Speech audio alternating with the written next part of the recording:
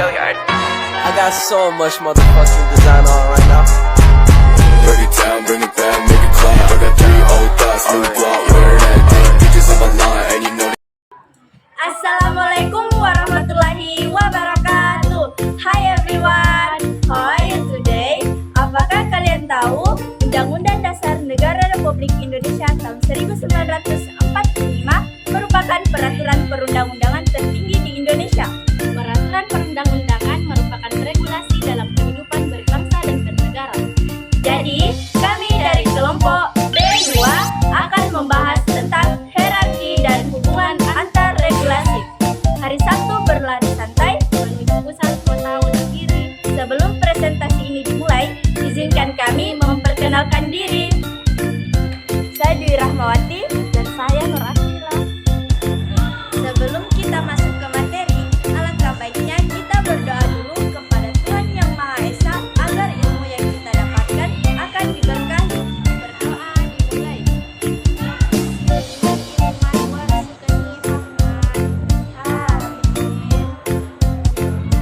Yuk langsung saja ke materinya. Prinsip-prinsip dalam hierarki peraturan perundang-undangan di Indonesia terbagi menjadi 4. 1. Dasar peraturan perundang-undangan selalu peraturan yang berada di atasnya. Contohnya ada pada gambar di samping. Nomor 2. Hanya peraturan perundang-undangan tertentu saja yang dapat digunakan sebagai landasan yuridis. Artinya, hanya peraturan perundang-undangan yang sederajat atau yang lebih tinggi dan terkait langsung dengan peraturan perundang-undangan yang akan dibuat. Adapun gambar pada di samping. 3. Peraturan perundang-undangan yang masih berlaku hanya dapat dihapus, dicabut atau diubah oleh peraturan perundang-undangan yang sederajat atau yang lebih tinggi. Nomor 4. Peraturan perundang-undangan baru mengesampingkan peraturan perundang-undangan lama. Ketika suatu peraturan perundang-undangan baru dikeluarkan, secara otomatis peraturan perundang-undangan yang sejenis dan sederajat yang lama dinyatakan tidak berlaku lagi. Selanjutnya, hierarki peraturan perundang-undangan Indonesia diatur dalam Undang-Undang Nomor 12 Tahun 2011 tentang pembentukan peraturan perundang-undangan jenis, hierarki, dan materi muatan berdasarkan Undang-Undang Nomor 12 Tahun 2011 tentang pembentukan peraturan perundang-undangan sebagai berikut. Pembentukan peraturan perundang-undangan terbagi menjadi 7. 1. Undang-Undang Dasar Negara Republik Indonesia tahun 1945. Undang-Undang Dasar Negara Republik Indonesia tahun 1945 merupakan hukum dasar dalam peraturan perundang-undangan. 2. Ketetapan MPR. Ketetapan MPR adalah bentuk putusan Majelis Permusyawaratan Rakyat yang berisi hal-hal yang bersifat penetapan. 3. Undang-undang atau peraturan pemerintah penggantian undang-undang. Undang-undang adalah peraturan perundang-undangan yang dibentuk oleh DPR dengan persetujuan Presiden. 4. Peraturan pemerintah. Peraturan pemerintah adalah peraturan perundang-undangan yang ditetapkan oleh Presiden untuk menjalankan undang-undang sebagaimana semestinya. 5. Peraturan Presiden. Peraturan Presiden adalah peraturan perundang-undangan yang ditetapkan oleh Presiden untuk menjalankan pemerintah, peraturan perundang-undang yang lebih tinggi atau dalam penyelenggaraan kekuasaan pemerintah. 6. Peraturan dalam provinsi. Peraturan dalam provinsi adalah peraturan perundang-undangan yang dibentuk oleh DPRD provinsi dengan persetujuan bersama dengan kepala daerah atau gubernur. Yang ketujuh, peraturan daerah kabupaten atau kota. Peraturan daerah kabupaten atau kota adalah peraturan perundang-undangan yang dibentuk oleh Dewan Perwakilan Rakyat Daerah Kabupaten atau Kota dengan persetujuan bersama kepala daerah atau kabupaten atau kota.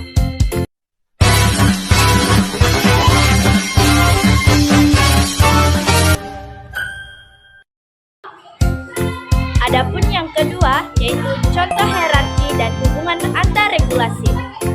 Setiap peraturan perundang-undangan dibentuk tidak boleh bertentangan dengan peraturan di atasnya.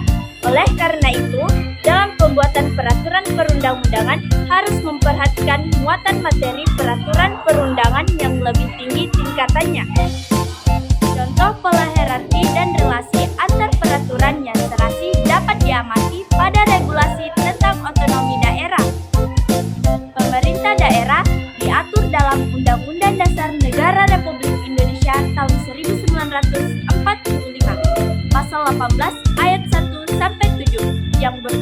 sebagai berikut.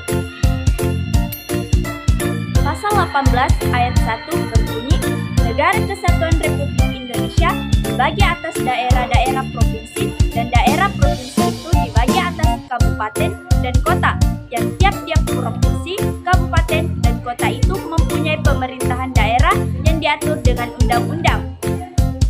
Pasal 18 ayat 2 berbunyi, pemerintahan daerah provinsi, daerah kabupaten, dan kota mengatur dan mengurus sendiri urusan pemerintahan menurut asas otonomi dan tugas pembantuan.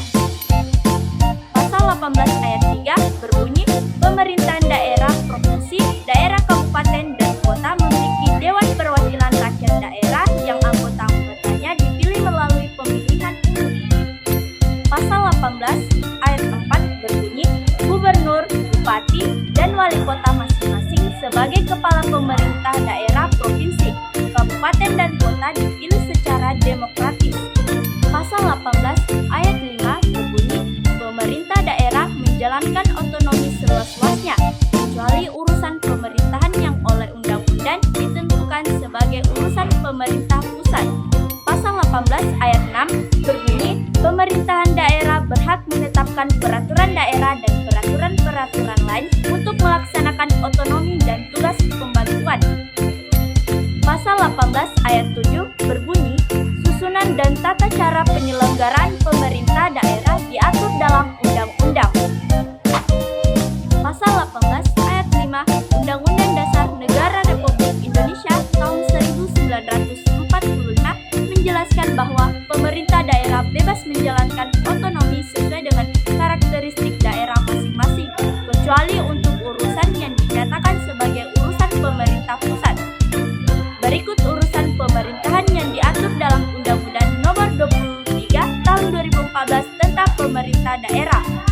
Pasal 9, yang pertama, urusan pemerintahan terdiri atas urusan pemerintahan absolut, urusan pemerintahan konkuren, dan urusan pemerintahan umum. Yang kedua, urusan pemerintahan absolut sebagaimana dimaksud pada ayat 1 adalah urusan pemerintahan yang sepenuhnya menjadi kewenangan pemerintah pusat. Yang ketiga, urusan pemerintahan konkuren sebagaimana dimaksud pada ayat 1 adalah urusan pemerintahan yang dibagi antara pemerintah pusat dan daerah provinsi dan daerah kabupaten atau kota. Yang keempat, urusan pemerintahan konkuren yang diserahkan ke daerah menjadi dasar pelaksanaan otonomi daerah. Yang kelima, urusan pemerintahan umum sebagaimana dimaksud pada ayat 1 adalah urusan pemerintahan yang menjadi kewenangan Presiden sebagai kepala pemerintahan. Pasal 10, yang pertama, urusan pemerintahan absolut sebagaimana dimaksud dalam pasal 9 ayat 2 meliputi politik luar negeri, pertahanan, keamanan, justisi, moneter dan fiskal nasional, dan agama.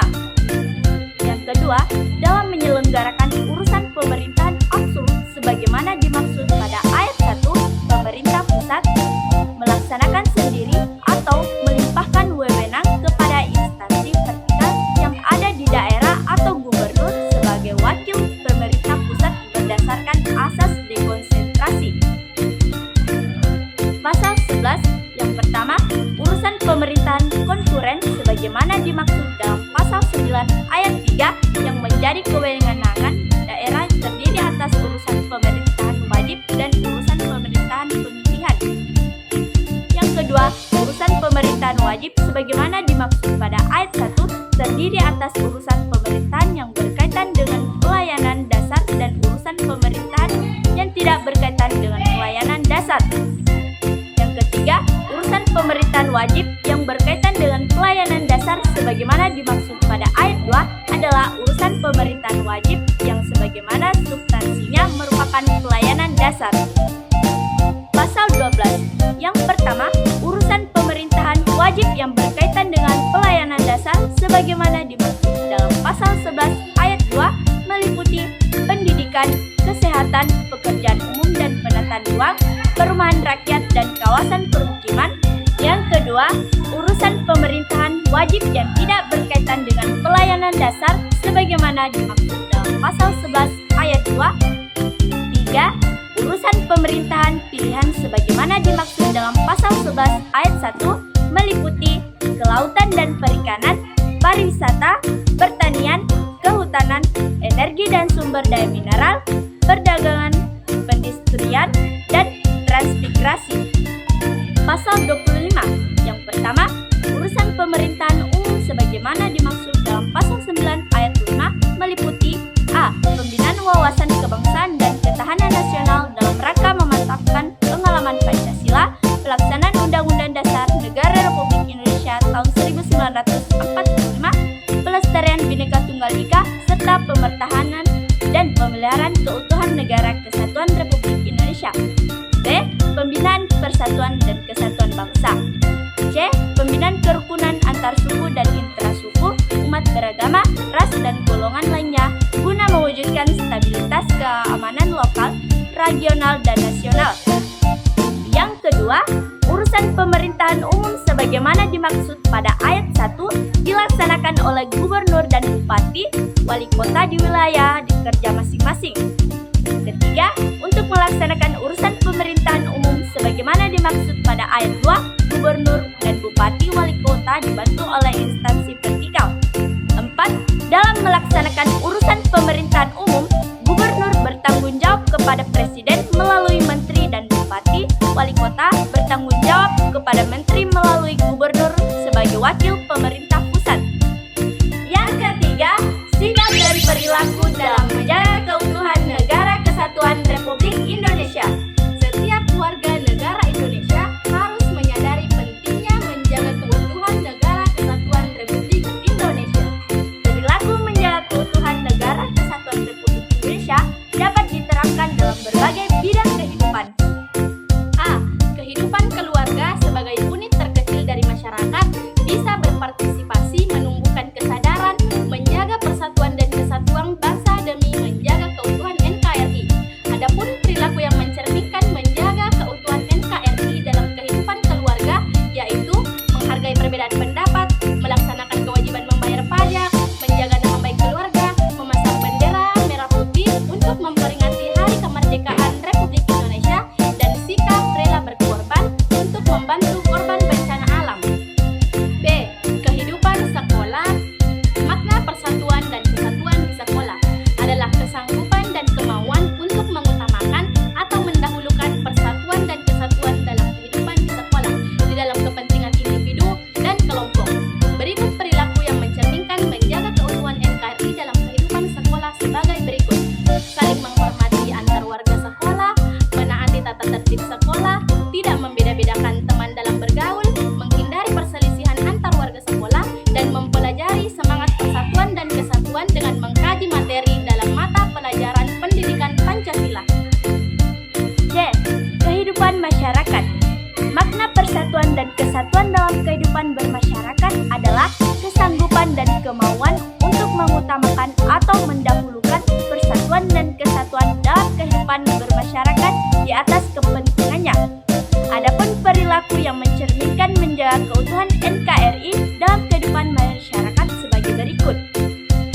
Yang pertama, menjaga kerukunan antar warga masyarakat. Yang kedua, ikut serta dalam kegiatan kerja bakti. Ketiga, suka berkorban untuk kebaikan. Yang keempat, menghormati hak asasi warga masyarakat. Dan yang terakhir, menyelesaikan masalah dengan musyawarah. D. Kehidupan berbangsa dan bernegara. Makna persatuan dan kesatuan dalam kehidupan berbangsa dan bernegara adalah kesanggupan dan kemauan untuk mengutamakan atau mendahulukan persatuan dan kesatuan dalam kehidupan berbangsa dan bernegara di atas kepentingan individu dan kelompok. Adapun perilaku yang mencerminkan menjaga keutuhan NKRI dalam kehidupan berbangsa dan bernegara sebagai berikut. Yang pertama, rela berkorban demi kepentingan bangsa dan bernegara. Yang kedua, merasa bangga dan bertanah air Indonesia. Yang ketiga, tidak membeda-bedakan suku, ras, budaya, agama, dan gender. Yang keempat, menjaga persatuan bangsa dengan prinsip Bhinneka Tunggal Ika.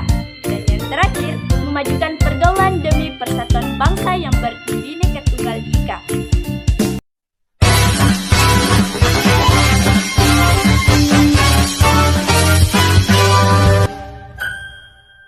Ternak-ternak sih ikan teri dari diternak dalam kolam karena salah